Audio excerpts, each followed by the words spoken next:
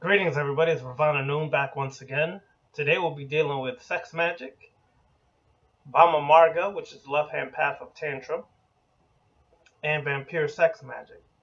First of all, sex magic in itself is utilizing the power, passion, and lust of sex to manifest a desire in this physical realm.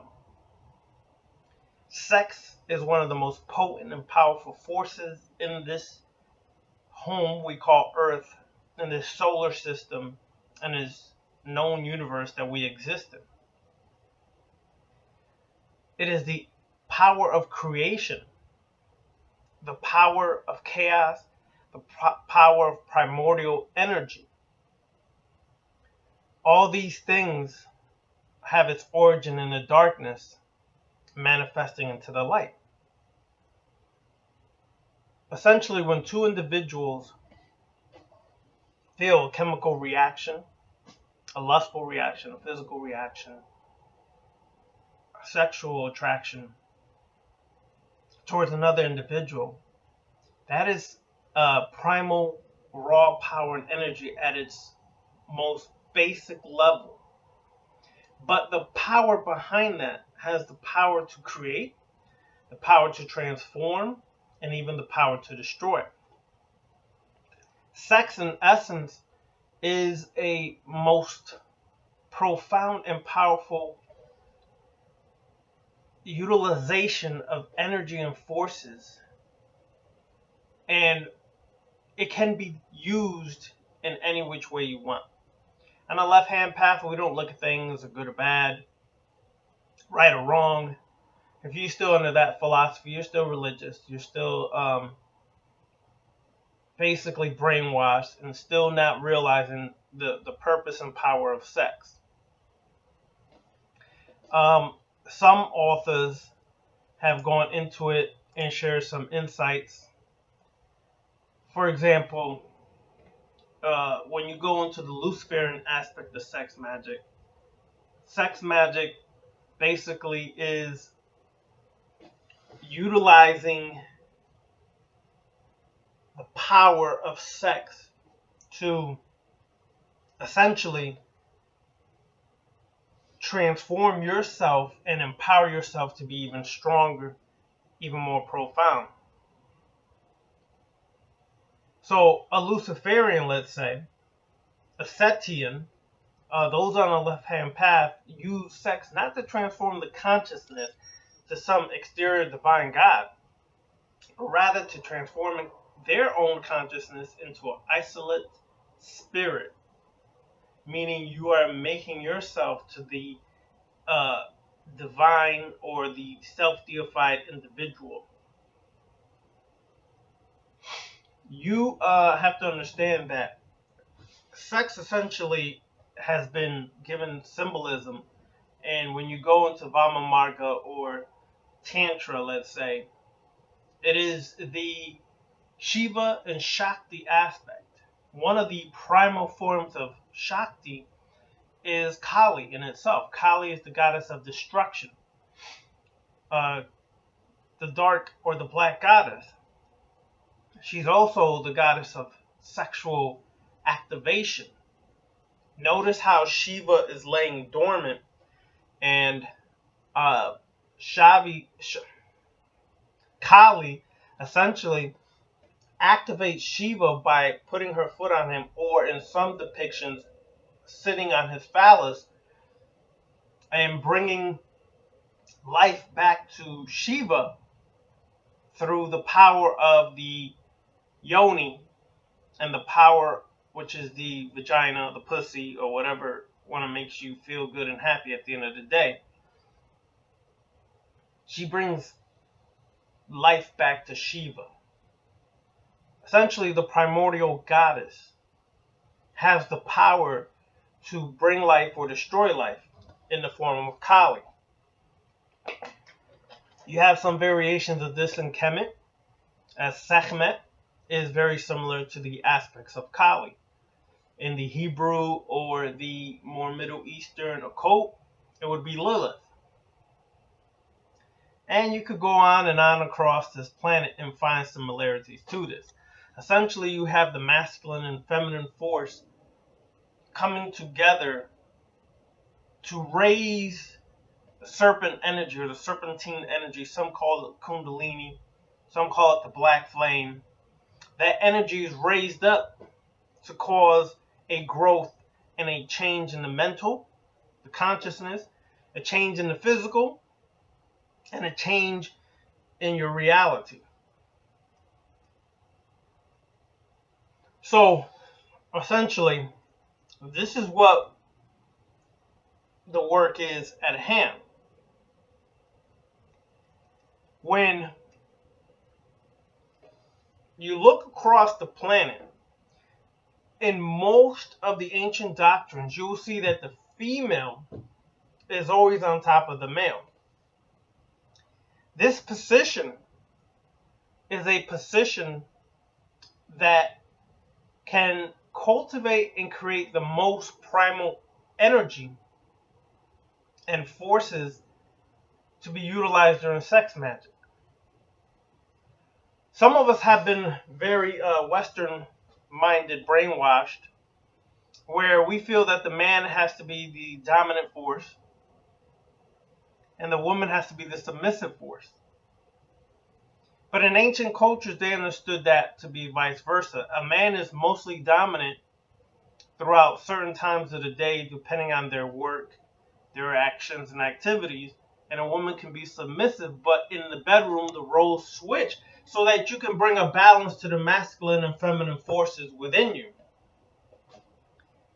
So if you feel like you got to take this dominancy as a man into the bedroom, what essentially you're doing is never tapping into your feminine force. And I'm not saying feminine force as in what most people think is some motherly, caring, loving, docile creature. No, that's one aspect of a female, one aspect of the feminine force. But most of the profound and vicious warriors in ancient times were females, not males. They were mostly females. Kali, like I said, Sekhmet. You can go into the Nordic or the Norse doctrine, and you have the Valkyrie or Valkyrie, which were female warriors. You've heard of the Amazon being female warriors. They were sometimes the most vicious warriors to be found. So when a man can be submissive to a woman at times in the sexual act, he's activating and allowing his feminine warrior force to be brought forth. So essentially, when you work this, you're bringing forth that part of yourself where you're activating the more profound force. Females, unfortunately, have been taken and made to feel ashamed of their sexual power. And this is what is really sad about that. When you take a female and make her feel guilty, wrong, for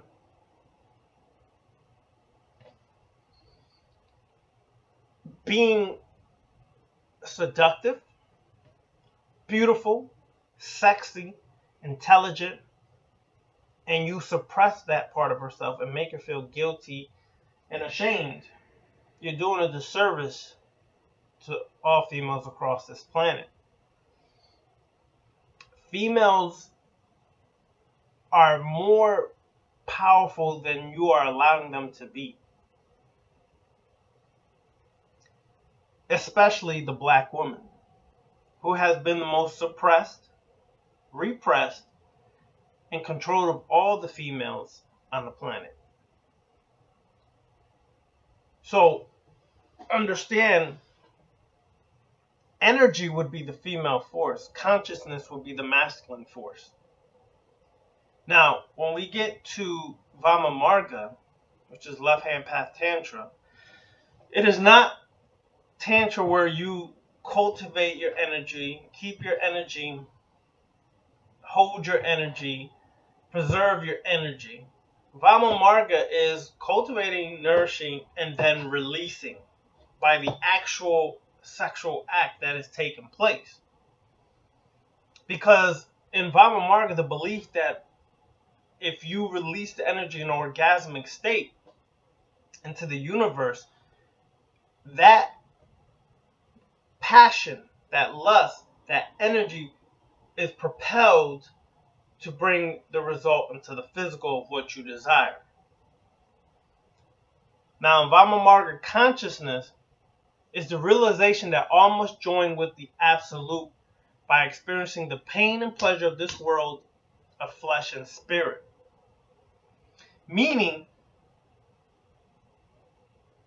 there's no need to run from pain, hurt, and all the things that naturally we're going to experience in this human existence. Rather, Vama Marga, Left Hand Path, and others, we embrace that pain, we embrace that experience, because through that comes growth. Through the chaos comes growth. Through the chaos comes a change. And if one is afraid to do that, you might as well go to the Himalayan mountains, find an ashram, and become a monk. That's not how we roll. We understand that this life is a life of experience, and every experience allows us to grow.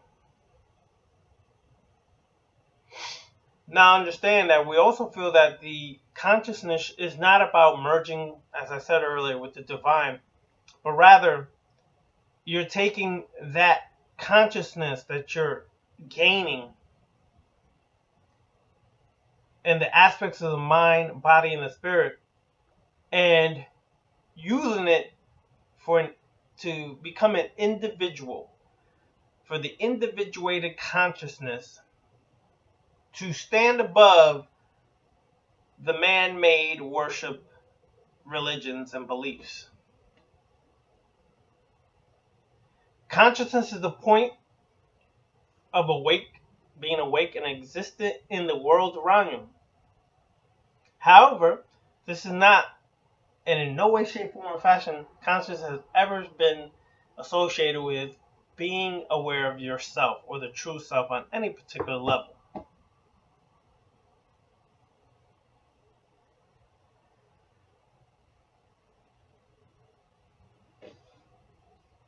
Now, when one performs sex magic, you can focus on self-transformation through the gnosis, or the knowledge of the adversary, meaning a non-conformist, not conforming to society, not conforming to culture, rules, religions, and things of that nature. You can also focus on self-deification.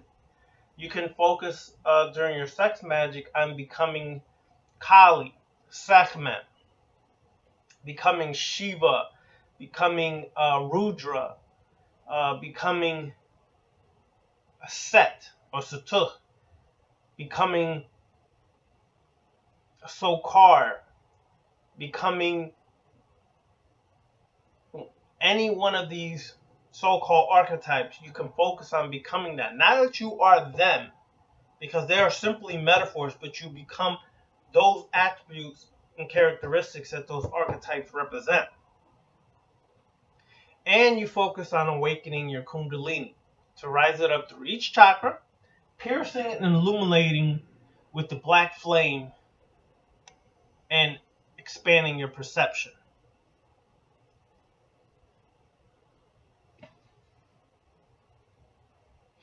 Now, from a left-hand path perspective, the first level on Tantra, left-hand path Tantra, Vama Marga, is, or one is overcome with desire and lust. You utilize the tool of the demonic feminine, which could be Lilith, Kali, Sekhmet, Heteru, whatever you're attracted to, you work with that.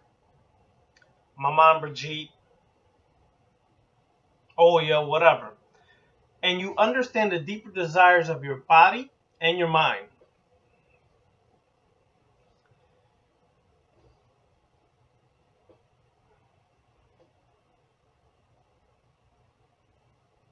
Now, sexual magic could be utilized as a tool of discovering these aspects of yourself and grasping them to manifest your will and become that which you seek to be. Now, for some, at the beginning of stages, they restrict more of the sexual activity until they understand, have more knowledge with them understanding. It's up to you, however, how you want to do that. You can engage or you don't have to. No one is the rule of authority on the left-hand path. You choose because you're the God over your life. Now, the second level initiation, for some, where you get to the point where you control the beast within and control the mind and the body, but you begin the practice of sexual magic, but you have willful control and self-discipline. This means you don't go buck fucking wild, fucking everything in sight, and making an excuse that you're an occultist, you're a left-hand path practitioner, so you're just gonna let your fucking B-side rule you and go fucking buck wild and fuck. Nah, that's not what the work is all about. The work is to have mastery over self, control over self, and discipline, self-discipline. That means you can enjoy and indulge, but you have willed control and discipline over self. So you know when or not to. You know when to or not to do certain things. For men, in particular, when you're in the act of sex, I want to make mention of this. The goal is not to ejaculate. What? Yeah, a lot of niggas gonna get tripped off of that statement. The goal is not to ejaculate. The goal is to cultivate that state of arousal that leads to orgasm, is to cultivate and hold that within until the goddess, the female, in particular the black female, has reached her level of orgasm a minimum of 3 times. For some women, it's difficult to orgasm even once. Some have never orgasmed. As crazy as it may sound, some of you niggas may not believe that shit, but it's true. She may have come, but she ain't never orgasmed. Orgasm's on a whole nother level. She should reach orgasm at least a minimum of 3 times. The more, the merrier. The reason why is what happens is the more she orgasms, the more she builds up her kundalini energy. The more that energy is built up and she releases it in an orgasmic state, the more you, this is where vampiric sex magic comes in, the more you absorb that energy and increases your energy and keeps you vibrant, alive, with energy, with power.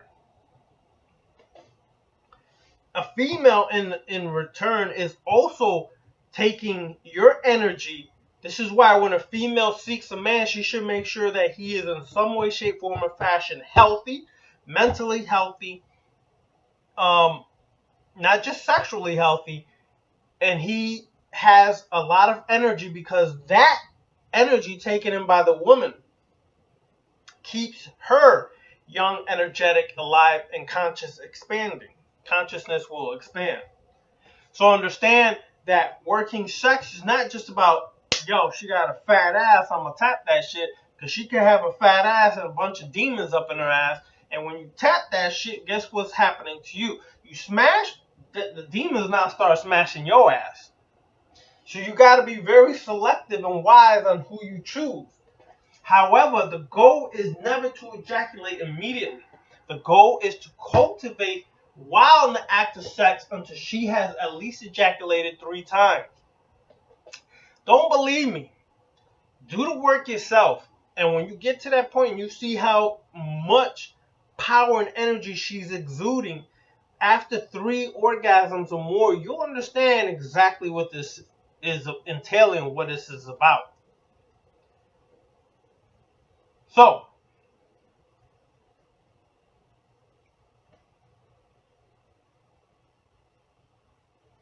it's very important to really understand these things.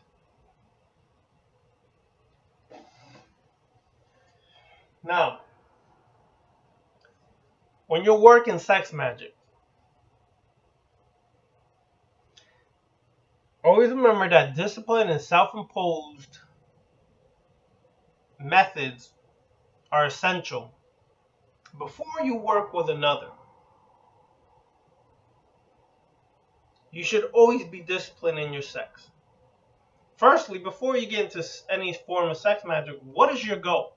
Is it to bust a nut? Because you could do that shit with anybody. Or do you have a specific aim, a specific goal that you're trying to accomplish? Now, there's two things that you can do. Some people get to the goal of orgasm, and then they hold it and reverse it back so that they can recharge and keep their bodies charged over and over. And some just get to the brink of orgasm and just bust off. So, when you hold your orgasm back several times, let the goddess reach the point of orgasm, you're doing more of what is called the mental orgasm, and you're releasing profound and powerful energy, mental energy into the universe that helps manifest your desires.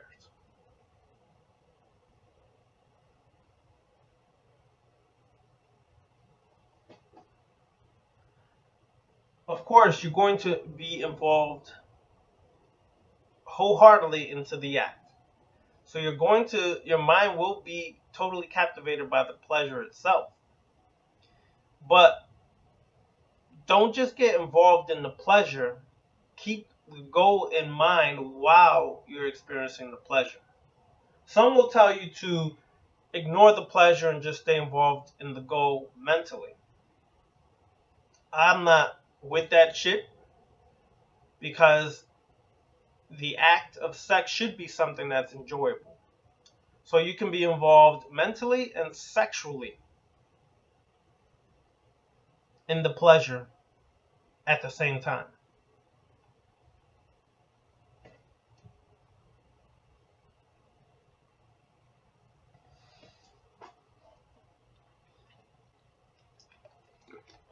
A good thing to do is, before you really get involved with sex magic with a partner, is really learn to meditate and learn control over every part of your body. For some, it could be very excruciating to try to learn control over the body. Some could be daunting tasks, but it is something that can be utilized. So when you do left hand path tantra, tantra can be utilized as a tool to balance the spiritual and the physical into a coming into being. And this will create a spiritual connection with Satuk, also known as Set, the awakened god of chaos and the most powerful of the Kemetic or Egyptian gods.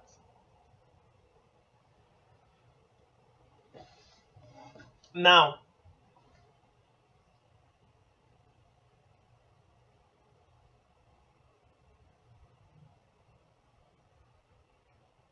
for the female, this is going for the female. I'm going to share a couple little things real quick. For the female, one thing you want to meditate on is activating your primal energies and your primal instincts. What I mean by that is, there is a primal instinct within a woman where, if she works on this, meditates on this process, and cultivates this, she's able to actually pick up the smell of the male being, and she will actually be able to know if he is healthy, if his sperm sac is full,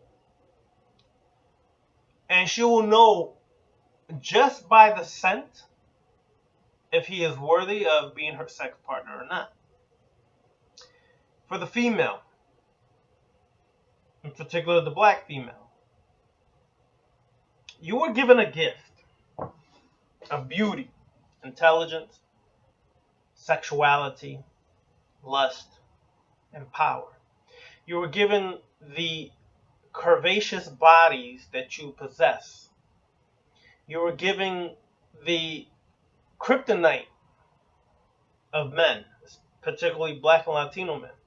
That kryptonite is that fat ass, also known as the booty, the dunk, cake, and any other goddamn fucking acronyms, names, nicknames came up for that ass. That is your kryptonite. Some of y'all are blessed with breasts, titties, and all this other nicknames we have for the titties, the breasts. It is not wrong for you to emphasize and enhance. Well, let me stop with the enhance. I didn't say enhance by plastic surgery, fucking injections, all natural. I'm talking about. Keep your shit natural, damn it. Because every time you inject or try to enhance with plastic surgery, you're becoming more synthetic than you are organic. Just remember that. It is not wrong for you to emphasize your sexiness, your attributes, in a respectful manner to yourself. However you see that, that's up to you. But you utilize that shit for the purpose of attraction. You are, by nature, women are the natural seducers. See, men think that we pick the woman. Bullshit, nigga. Let me tell you, I've been on this planet fucking 46 years now, and by now I've learned that you are selected by that woman out of probably 10 other dudes that wanted to talk to her. For whatever reason, she felt you was the one. Nigga, cut that shit out. You ain't not that dope. You ain't not that great. Cut that illusion out. The female is the one that picks in this process. You just got blessed and lucky that she picked you, so now your ego's tripping because you think you the shit. Nah, nigga. There was other niggas lined up. You best believe that shit. Anyways. So. Power of seduction. Nubian sisters, my black sisters, and all females in general, but especially my black women, utilize your power of seduction. You can seduce a man by your words, your eyes, or contact, simply by shaking his hand, touching his shoulder, or anything, and you will set the man on fire. But just because you set him on fire, don't give him the shit right away. See, that tends to turn a man off. Some of you females wonder why a dude disappears because you gave him the goods too quick. Make that nigga wait. If he really wants you, if he really desires you, you make his ass wait. And if he really desires you and no one else, by making him wait, you're cultivating his energy, his kundalini, his saham, his energy, his prana, all the life forces and sexual energies being cultivated in this man. The transference of energy is more profound. See, in vampiric sex magic, you find individuals that have the most energy, that you can feed off of their energy. You don't suck them dry, because then they're worth nothing. But if they have very strong energy that you have to have, you tap into that energy in sex magic, and you take that energy to charge yourself up and expand your consciousness. You don't just do it to individuate yourself and deify yourself. That's one aspect. You also do it to feed off of life force energy, sexual energy off of these individuals. Sisters, men are always giving you energy freely. Learn to feed off of that energy even without sexual contact. You can easily feed off a man's energy to keep yourself youthful and expanding your consciousness. So understand that in vampiric sex magic, there's a further goal to this.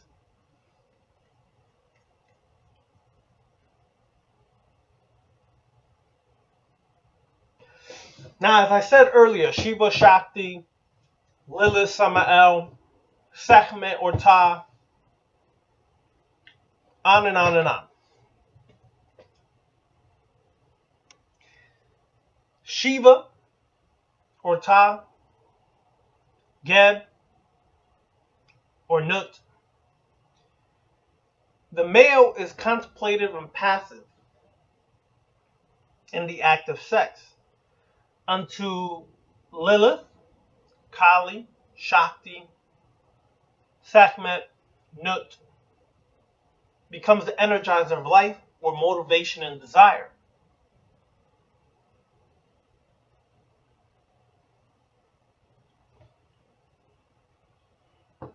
Now,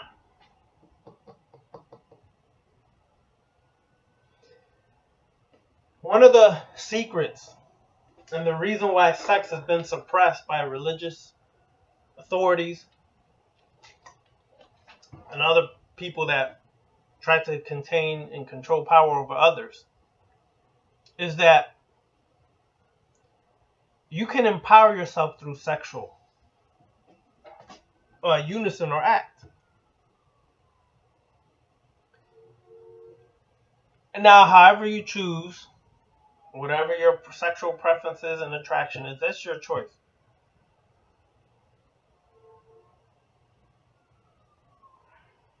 You got to remember, though, that in the act of sex, one is taking the lunar side and one is taking the lunar side is the feminine and the solar is the masculine.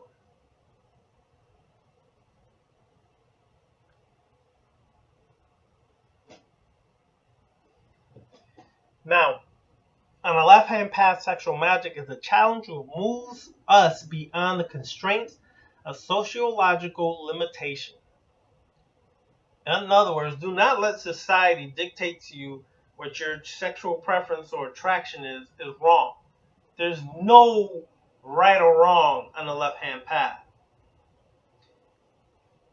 When you move beyond the constraints of sociological limitation, or you involve yourself in a taboo without psychologically degrading yourself, you basically are motivating yourself and empowering yourself to become a god or goddess. You're allowing yourself to discover your weaknesses and strengths, and you take those weaknesses and you make them to a strength, and you take your strengths and make them even stronger.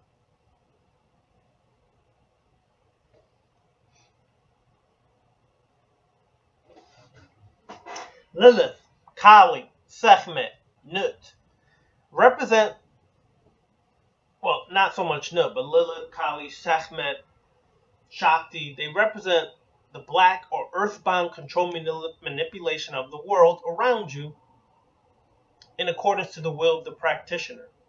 Kali, Lilith, is the patron mother of the beasts, the night side of nature, controlling of the demons.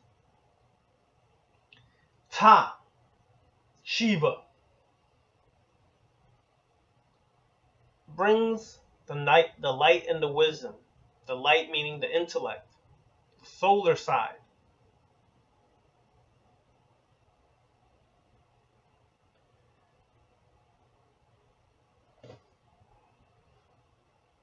Now,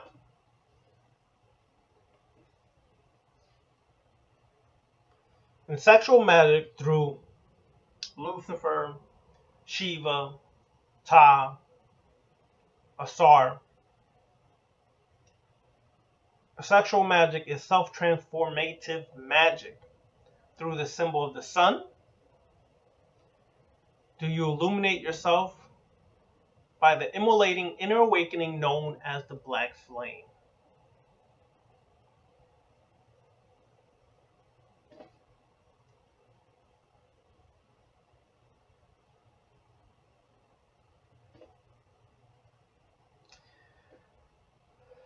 You have to understand that in this comes the movement of chaos and the will made flesh. The sorcerer is the isolated power. So in sexual sorcery, the sorcerer is the isolated power, which is basically an avatar or symbolic of Lilith, Kali, Shiva, Ta, etc., etc.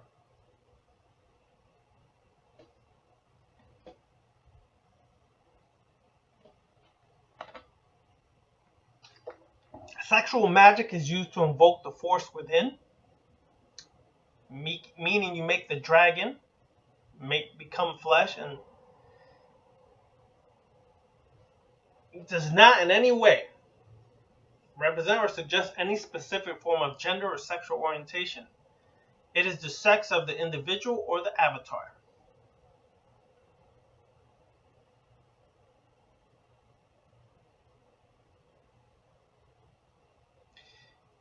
In the left-hand path, sexual magic, if you're invoking or evoking or working with the powers of Lilith, Kali, or some of the darker goddesses, the feminine aspect, you represent the feminine aspect of darkness, which represents time, and the devouring aspect which continues life, the thirst for continued existence. Now, on the left-hand path, you have Samael, Ahriman, Set, Satuch. This represents the thinking force, the force of fire, masculine strength and energy, the movement of the self through life.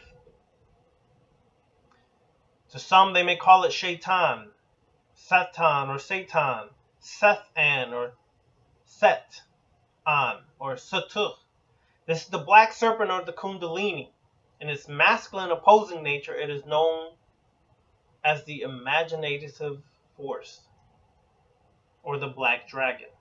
Lilith is the red force, the mother of demons. Lilith is also symbolic of Kali and other dark goddesses. The red force, the mother of demons, darkness in nature, primal instincts, menstrual blood. She is the fire which is instinctual. Both exchange power with attraction, repulsion to become stronger as one.